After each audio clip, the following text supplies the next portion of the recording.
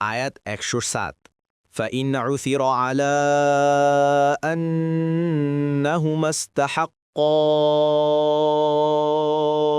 إثما فآخران يقومان مقامهما من الذين استحق عليهم الأوليان فيقسمان بالله لشهادتنا أحق من شهادتهما وما اعتدينا إنا إذا لمن الظالمين।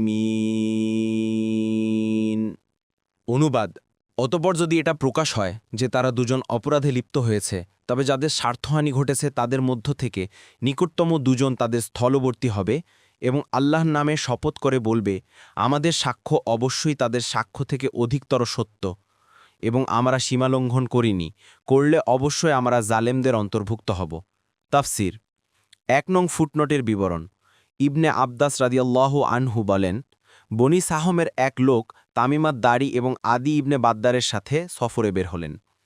পথমধ্যে সাহনী লোকটি মারা গেল। এমন জায়গায় মারা গেল যেখানে কোনো মুসলিম ছিল না।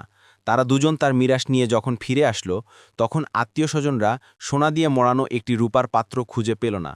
রাসূলুল্লাহ সাল্লাল্লাহু আলাইহি ওয়াসাল্লাম এ ব্যাপারে তাদের দুজনকে শপথ করালে তারা এ সম্পর্কে কিছু জানে না বলে জবাব দিল। অপরদিকে এই পাত্রটি মক্কায় পাওয়া গেল এবং তারা বলল যে, আমরা তামিম এবং আদির নিকট থেকে এই পাত্র ক্রয় করেছি।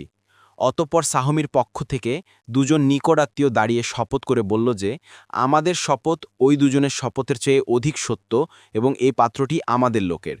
তখন এই আয়াতটি নাজিল হল।